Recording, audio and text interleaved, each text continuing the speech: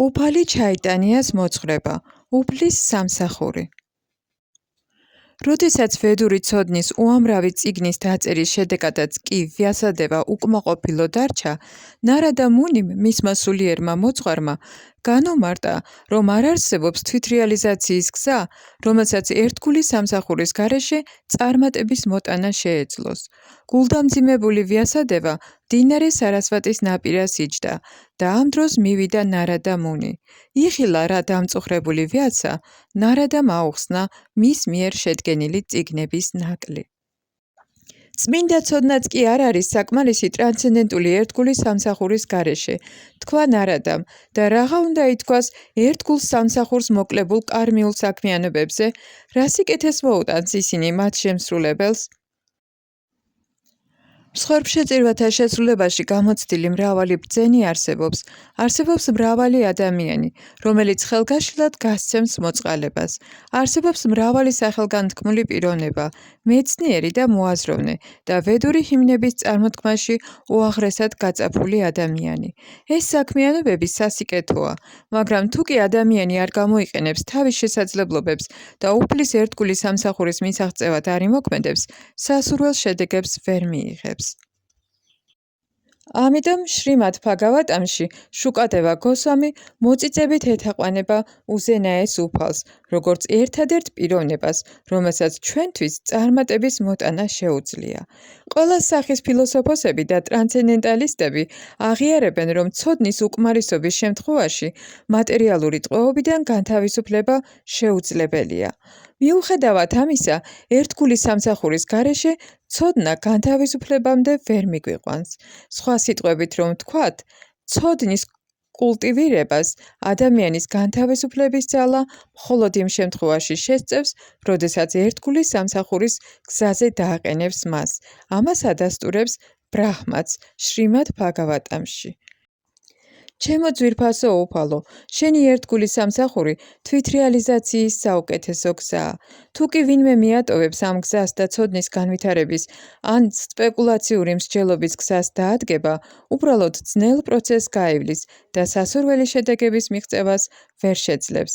ის, ვინც ხორბლის უმარცვლო ჩენჩოს ბერტყავს, ვერ მიიღებს მარცვალს და ის, ვინც სპეკულაციური ცოდნითაა დაკავებული, ვერ მიაღწევს თვითრეალიზაციის სასურველ შედეგს. ერთადერთი მონაპოვარი გაჭირვება იქნება. ბჰაგავად გიტაში ნათქვამია, რომ მატერიალური ბუნება იმდენად ძლიერია, რომ უბრალოდ ცოცხალ არსებას მისი გადალახვა არ შეუძლია. მატერიალური ყოფიერების ოკეანეს მხოლოდ ისინი გადალახავენ, ვინც კრიშნას ლოტოსის ტერფებს მიენდობიან. ცოცხალ არსებას ავიწყდება, რომ მარადიულად კრიშნას მსახურია და მისი გულმავიწყობის გამო მას მატერიალური ენერგია იზიდავს და იგი განპირობებული ცხოვრების ტყვეობაში იმყოფება. მართლაც ეს მიმზიდველობა მატერიალური ენერგიის ბორკილებია. სანამ მატერიალურ ბუნებაზე ბატონობის სურვილი არსებობს, განთავისუფლება ძალიან ძნელი გახლავთ. ამიტომ რეკომენდირებულია მივმართოთ სულიერ მოძღვარს, რომელსაც ერთგულ სამსახურში ადამიანის გაწვრთნა, მატერიალური ბუნების კლანჭებიდან თავის დახსნისა და კრიშნას ლოტოსის ტერფების მიღწევის უნარის მიცემა შეუძლია.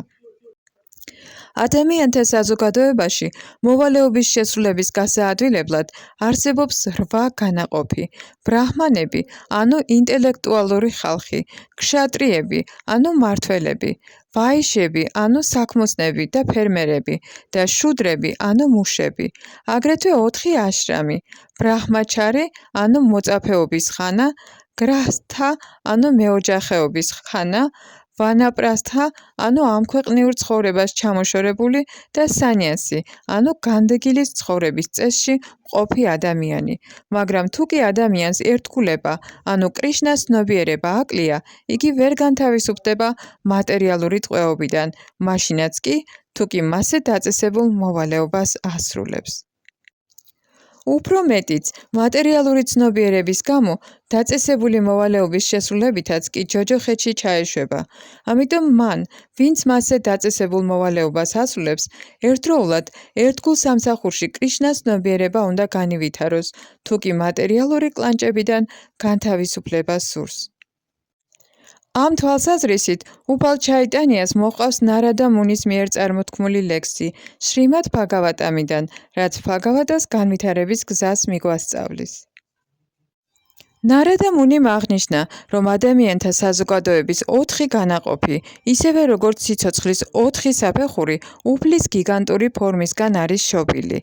ბრაჰმანები უფლის სამყარისეული ფორმის პირიდან იშვნენ, ქშატრიები ხელებიდან, ვაიშები წელიდან და შუდრები ფეხებიდან. როგორც ასეთნი, ვირატა პურუშას ფორმაში, ისინი მატერიალური ბუნების სხვადასხვა მოდუსთა თვისებებს ფლობენ. თუ კი პიროვნება უფლის ერთგულის სამსახურით არ არის დაკავებული, იგი ეცემა თავისი მდგომარეობიდან, მიუხედავად იმისა, ასრულებდა მასეთ დაწესებულ პროფესიულ მოვალეობებს თუ არა. შემდგომ უფალი ჩაიტანია გვასწავლის, რომ მაევადების ანუ იმპერსონალისტების სკოლის წარმომადგენლებს საკუთარი თავი ღმერთი ანუ განთავისუფლებულები ჰგონიათ, მაგრამ თავად ჩაიტანია მაჰაპრაბჰუსა და შრიმად ბჰაგავატამის აზრით, ისინი არ არიან ჭეშმარიტად განთავისუფლებულნი. ამასთან დაკავშირებით, ჩაიტანია მაჰაპრაბჰუს კვლავ მოჰყავს ლექსი შრიმად ბჰაგავატამიდან. ისინი, ვისაც საკუთარი თავი მაიავადთა ფილოსოფიის მიხედვით განთავისუფლებულებად მიაჩნიათ, მაგრამ უფლის ერთგულ სამსახურს არ ჰკიდებენ ხელს, ეცემიან ერთგულის სამსახურის შეუსრულებლობის გამო, უმკაცრესი ეპითემიებისა და ასკეზების გავლისას და უმაღლესი მდგომარეობის მიღწევის შემდეგაც კი. ჩაიტანია მაჰაპრაბჰუ განმარტავს, რომ კრიშნა მზეს გავს, მაია ანუ მატერიალური, ილუზორული ენერგია კი წყვდიაც. მას, ვინც გამუდმებით კრიშნას მზის სუქში იმყოფება, მატერიალური ენერგიის წყვდიადი ვერ შეაცდენს. ეს მეტად გარკვევით არის განმარტებული შრიმად ბჰაგავატამის 4 ძირითად ლექსში და ასევე დადასტურებულია სხვაგანაც შრიმად ბჰაგავატამში, სადაც ნათქვამია. ილუზორულ ენერგიას ანუ მაიას ცხვენია უფლის წინაშე დგომა. მიუხედავად ამისა, ცოცხალი არსებები სწორედ ამ ილუზორული ენერგიის მიერ განუწყვეტლივ არიან მოტყუებულნი. თავის განპირობებულ სტადიაში ცოცხალი არსება 1000 გვარ სიტყვათა თამაშს იგონებს, რათა მაიას კლანჭებიდან მოჩვენებითი განთავისუფლება მოიპოვოს. მაგრამ თუ კი გულწრფელად მიენდობა კრიშნას, უბრალოდ იმით, თუ ერთხელ ეტყვის, ჩემო ძვირფასო უფალო კრიშნა, დღეიდან შენი ვარ, იგი უმალვე განთავისუფლდება მატერიალური ენერგიის კლანჭებიდან. ეს დადასტურებულია აგრეთვე რამაიანაში, ლანკა კანდაში, სადაც უფალი ამბობს. ჩემი დაპირება და მოვალეობაა, ყოველ მხრივ დავიცვა ის, ვინც უსიტყვოდ მომენდობა. ადამიანი შეიძლება კარმიული საქმიანობებით, განთავისუფლებით, ჯნანათი ანუ იოგას სისტემის სრულყოფილებით ტკბებოდეს, მაგრამ თუ კი გონიერი გახდება, უარს იტყვის ყოველ ამ გზაზე და უფლის გულწრფელ ერთგულ სამსახურს დაიწყებს. შრიმად ბჰაგავატამშიც დადასტურებულია, რომ მაშინაც კი, როცა ადამიანს მატერიალური განცხრომა ან განთავისუფლება სურს, იგი ერთგულ სამსახურს უნდა ეწეოდეს. ისინი, ვისაც ერთგულის სამსახურის სანაცვლოდ მატერიალური შედეგების მიღება სურთ, წმინდა ერთგულები არ არიან, მაგრამ რადგან ისინი ერთგულ სამსახურს ეწევიან, იღვლიან არსებებად უნდა ჩაითვალონ. მათ არ იციან, რომ ერთგულის სამსახურის შედეგი მატერიალური კეთილდღეობა არ არის, მაგრამ რადგან ისინი უფლის ერთგულ სამსახურს ეწევიან, საბოლოო ჯამში ხვდებიან, რომ მატერიალური განცხრობა არ წარმოადგენს ერთგულის სამსახურის მიზანს. თავად კრიშნა ამბობს, რომ ისინი, ვისაც ერთგულის სამსახურის სანაცვლოდ გარკვეული მატერიალური სარგებელი სურთ, უდაოდ სულელები არიან, რადგან უნდათ ის, რაც მოშხამავთ. ერთგულის სამსახურის ჭეშმარიტი მიზანი ღმრთების სიყვარულია და ვინმეს კრიშნასგან მატერიალური სარგებელიც რომ სურდეს, ყოვლისშემძლე უფალი ითვალისწინებს მის მდგომარეობას და თანდათანობით ანთავისუფლებს მას მატერიალური მისწრაფებებისგან და სულ უფრო მეტად ასაქმებს ერთგულ სამსახურში. ერთგული სამსახურით რეალურად დაკავებულ ადამიანს ავიწყდება თავისი მატერიალური მისწრაფებები და სურვილები. ეს აგრეთვე დადასტურებულია შრიმად ბჰაგავატამშიც. უფალი კრიშნა უდაოდ უსრულებს სურვილებს თავის ერთგულებს, რომლებიც მის ერთგულ სამსახურში მოდიან, მაგრამ არ აუსრულებს იმ სურვილებს, რომლებიც კვლავ ტანჯვებს მოუტანს. მატერიალური მისწრაფებების მიუხედავად, ტრანსცენდენტული სამსახურის შესრულებით, ასეთი ერთგულები თანდათანობით იწმინდებიან მატერიალური სიამოვნებისგან და მათ ერთგულის სამსახურით სიამოვნების სურვილი უჩნდებათ. როგორც წესი, ხალხი ერთგულებთან იმისთვის იწყებს ურთიერთობას, რომ გარკვეული მატერიალური მოთხოვნილებები შეიმსუბუქოს, მაგრამ წმინდა ერთგულის გავლენა იმდენად ათავისუფლებს ადამიანს ყოველგვარი მატერიალური სურვილისგან, რომ თანდათანობით იგი ერთგულის სამსახურის გემოთით კბობას იწყებს. ერთგულის სამსახური იმდენად წმინდაა, რომ ასპეტაკებს ერთგულს და ავიწყებინებს ყოველგვარ მატერიალურ მისწრაფებას, როგორც კი სრულიად ჩაერთვება კრიშნას ტრანსცენდენტულ სასიყვარულო სამსახურში. ამის პრაქტიკული მაგალითია თურვა მაჰარაჯა, რომელსაც კრიშნასგან მატერიალური რამ უნდოდა და ამიტომ ერთგულის სამსახური დაიწყო.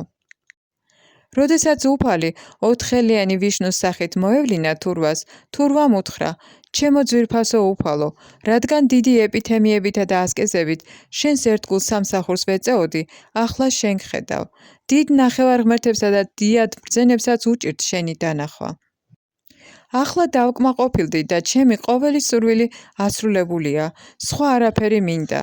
დამსხვრეულ შუშებს ვეძებდი, სანაცვლოდ კი დიდი და ძვირფასი თვალი აღმოვაჩინე. ამრიგად, თურვა მაჰარაჯა სრულიად დაკმაყოფილდა და უფლისათვის რაიმეს თხოვნაზე უარი თქვა. ცოცხალ არსებას, რომელიც სიცოცხლის 8.400.000 სახეობაში გადასახდება, ზოგჯერ მდინარის დინების მოყოლილ მორს ადარებენ, ზოგჯერ მორი ნაპირს მიეჯახება და ამის გამო გადაურჩება კვლავ დინების გაყოლას. შრიმად ბჰაგავატამში არის ლექსი, რომელიც ასე მოუწოდებს განპირობებულ სულს. არავის უნდა გაუტყდეს გული იმის ფიქრით, რომ ვერასოდეს დააღწევს თავს მატერიის კლანჭებს, რადგან არსებობს ხსნის შესაძლებლობა, ისევე როგორც მდინარის დინებას გაყოლილი მორის ნაპირზე გამოსვლაა შესაძლებელი. ამ ხელსაყრელ შესაძლებლობას იხილავს უფალი ჩაიტანიაც. ასეთ იღბლიანი შემთხვევები ცოცხალი არსების განპირობებული ცხოვრების დასასრულის დასაწყისად ითვლება და ეს მაშინ ხდება, როცა ადამიანი უფლის წმინდა ერთგულებთან ურთიერთობას იწყებს. წმინდა ერთგულებთან ურთიერთობაში იგი ნამდვილად ინვითარებს კრიშნასადმილ ტოლვას. არსებობს სხვადასხვა სახის რიტუალები და საქმიანობები და ზოგიერთი მათგანი კარმიულ საქმიანობებში გადადის, ზოგი კი მატერიალურ განთავისუფლებაში, მაგრამ თუ კი ცოცხალი არსება იმ რიტუალურ საქმიანობებს მოჰკიდებს ხელს, რომლითაც წმინდა ერთგულებთან ურთიერთობაში უფლის წმინდა ერთგულის სამსახური ვითარდება, მაშინ ერთგულის სამსახური ბუნებრივად მიიზიდავს მის ჭკუას. შრიმად ბჰაგავატამში მუჩუკუნდა ამბობს: ჩემო ძვირფასო უფალო, ამ მატერიალურ სამყაროში სიცოცხლის სხვადასხვა სახეობაში მოგზაურობისას ცოცხალმა არსებამ შეიძლება განთავისუფლებისკენ წაიწიოს, მაგრამ თუ კი შემთხვევით წმინდა ერთგულთან ურთიერთობაში მოვა, ჭეშმარიტად განთავისუფლდება მატერიალური ენერგიის კლანჭებიდან და შენი ღმრთეების პიროვნების ერთგული გახდება. როდესაც განპირობებული სული კრიშნას ერთგული ხდება, უფალი თავისი უმიზეზო წყალობით ორგვარად წვრთნის მას, გარედან სულიერი მოძღვრის საშუალებით და შიგნიდან ზესულის სახით. როგორც შრიმად ბჰაგავატამშია ნათქვამი, ჩემო ძვირფასო უფალო, თუ კი ვინმე ბრაჰმას სიცოცხლის განმავლობაში იცოცხლებს, მაინც ვერ გამოხატავს თავის მადლიერებას იმ სიკეთის გამო, რასაც შენი გახსენება იძლევა. შენი უმიზეზო წყალობით აქრობ ყოველგვარ არასიკეთო პირობებს, ვლინდები რა გარედან სულიერი მოძღვრისა და შიგნიდან ზესულის სახით. თუ კი ცოცხალი არსება როგორმე სულიერ მოძღვარს მიუახლოვდება და ამით კრიშნას ერთგულის სამსახურის სურვილს განივითარებს, თანდათანობით ღმრთეების სიყვარულის საფეხურამდე ავა და ამით თავს დააღწევს მატერიალური ენერგიის კლანჭებს. ეს განმარტებულია შრიმად ბჰაგავატამშიც, სადაც უფალი თავად ამბობს: ვისაც თავისთავად იზიდავს ჩემი საქმიანობები, ვისაც მატერიალური საქმიანობები არ აცდუნებს და არ ეზიზღება, მისთვის იხსნება ღმერთის სიყვარულის სრულქმნისაკენ მიმავალი ერთგულის სამსახურის გზა. მაგრამ წმინდა ერთგულის, ანუ მაჰატმას დიადის სულის წყალობის გარეშე სრულყოფილების საფეხურის მიღწევა შეუძლებელია. დიადის სულის წყალობის გარეშე გამორიცხულია მატერიის კლანჭებიდან განთავისუფლება და რაღა გვეთქმის ღმრთეების სიყვარულის საფეხურზე აღმართვაზე. ეს დადასტურებულია შრიმად ბჰაგავატამშიც, საუვირას პროვინციას სინდის მეფე რაჰუგანას საუბარში მეფე ბჰარატასთან, როდესაც მეფე რაჰუნაგამ განცვიფრება გამოხატა მეფე ბჰარატას სულიერი მიღწევების ხილვის გამო, ბჰარატამ უპასუხა: ჩემო ძვირფასო რაჰუნაგა, დიადის სულის, ანუ წმინდა ერთგულის წყალობის გარეშე ვერავინ მიაღწევს ერთგულის სამსახურის სრულყოფილ სტადიას. ვერავინ მიაღწევს სრულყოფილების სტადიას უბრალოდ წმინდა წერილთა მარეგულირებელი პრინციპების დაცვით, განდეგილის ცხოვრების წესის მიღებით, მეოჯახის ცხოვრების წესისათვის აღებული მოვალეობების შესრულებით, სულიერი მეცნიერების დაწვრილებით შესწავლით, რეალიზაციის მიზნით, მკაცრი ასკეზებისა და ეპითემიების შესრულებით. სწორედ ასევე, როდესაც ათეისტმა მამამ ჰირანიაკაშიპუმ კითხა თავის შვილს პრაჰლადა მაჰარაჯას, როგორ მიიზიდა იგი ერთგულმა სამსახურმა ბავშვმა მიუგო. სანამ ადამიანი წმინდა ერთგულთა ტერფთა მტვრის წყალობას არ მიიღებს, ვერც კი მიუახლოვდება ერთგულის სამსახურის გზას, რომელიც მატერიალური სიცოცხლის ყოველი პრობლემის ამოხსნას იძლევა. ამრიგად, უფალმა ჩაიტანიამ უთხრა სანატანა გოსვამის, რომ ყოველი წმინდა წერილი ღმრთეების წმინდა ერთგულებთან ურთიერთობას უსვამს ხაზს. უზენაესი უფლის წმინდა ერთგულთან ურთიერთობის შესაძლებლობა ცოცხალი არსების სრულყოფილების დასაწყისი გახლავთ. ეს დადასტურებულია შრიმად ბჰაგავატამშიც, სადაც ნათქვამია, რომ წმინდა ერთგულთან ურთიერთობის შედეგად მიღებულ სიკეთესა და კურთხევებს ვერაფერი შეედრება, ვერც ზეციურ სამეფომდე ასვლა და ვერც მატერიალური ენერგიისგან განთავისუფლდება. ამას ადასტურებს უფალი კრიშნაც ბჰაგავად გიტას ყველაზე საკრალურ დარიგებაში, სადაც ეუბნება არჯუნას. მუდამ ჩემზე იფიქრე და ჩემი ერთგული გახდი, თაყვანი მეცი და ქედი მოიხარე ჩემს წინაშე, ასე უდაოდ მოხვალ ჩემთან, მე გპირდები ამას, რადგან შენ ჩემი მეტად ძვირფასი მეგობარი ხარ. კრიშნასგან მიღებული ასეთი უშუალო მითითება უფრო მნიშვნელოვანია, ვიდრე ნებისმიერი ვედური დარიგება ან მოწესრიგებული სამსახურიც კი. ცხადია, არსებობს მრავალი ვედური დანაწესი, რიტუალისტური და სამსხვერპლო ცერემონია, მარეგულირებელი მოვალეობა, მედიტაციის ტექნიკა და ცოდნის მისაღწევის სპეკულაციური პროცესი, მაგრამ კრიშნას უშუალო ბრძანება, მუდამ ჩემზე იფიქრე და ჩემი ერთგული გახდი, უფლის საბოლოო ბრძანებად უნდა ვაღიაროთ და შევასრულოთ იგი. თუ კი ადამიანი უბრალოდ დარწმუნებულია ამ განკარგულებაში, ტოვებს ყოველგვარ სხვა საქმიანობას და ერთგულ სამსახურს იწყებს, უეჭველად მიაღწევს წარმატებას. ამ განაცხადის დასადასტურებლად შრიმად ბჰაგავატამი ამბობს, რომ ადამიანი სხვა გზებს მანამდე უნდა გაყვეს, სანამ არ დარწმუნდება უფალი შრი კრიშნას უშუალო ბრძანებაში. შრიმად ბჰაგავატამისა და ბჰაგავად გიტას დასკვნა ის გახლავთ, რომ უფლის უშუალო ბრძანებაა, მივატოვოთ ყველაფერი და ერთგულ სამსახურს შევუდგეთ.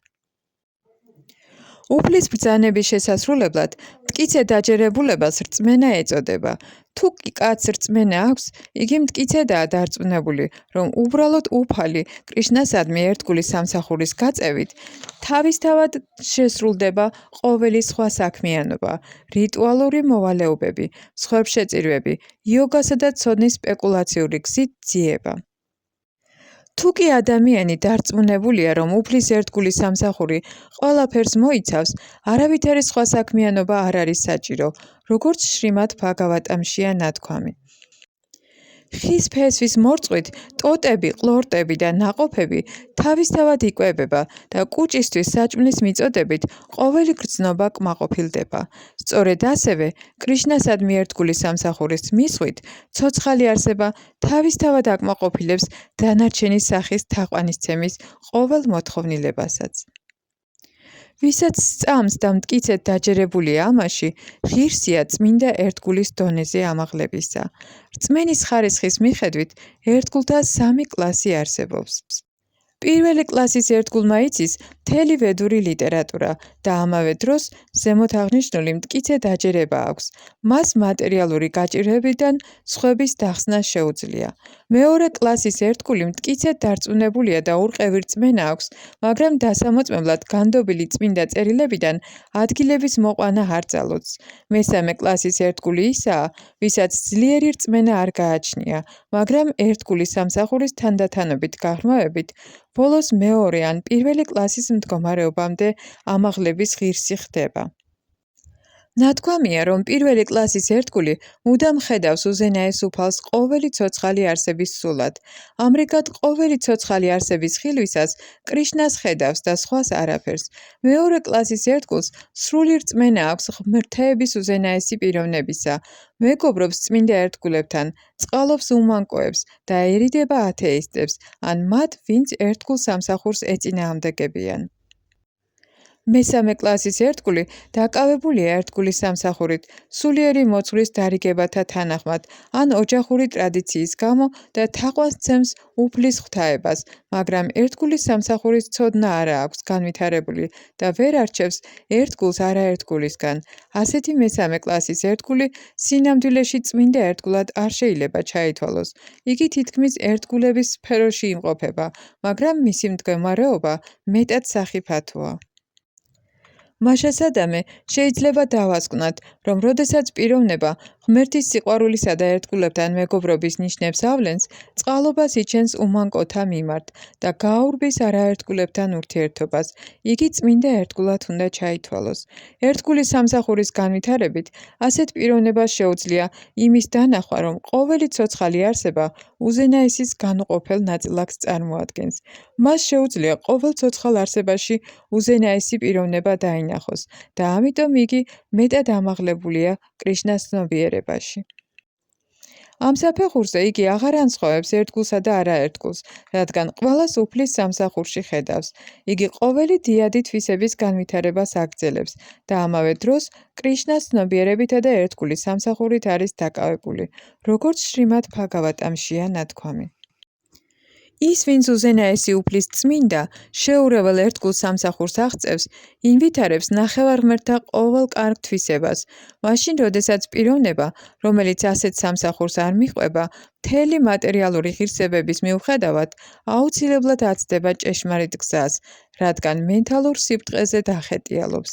ამრიგად, მატერიალურ ღირსებებს ერთგულ სამსახურში არავითარი ფასი არ გააჩნია.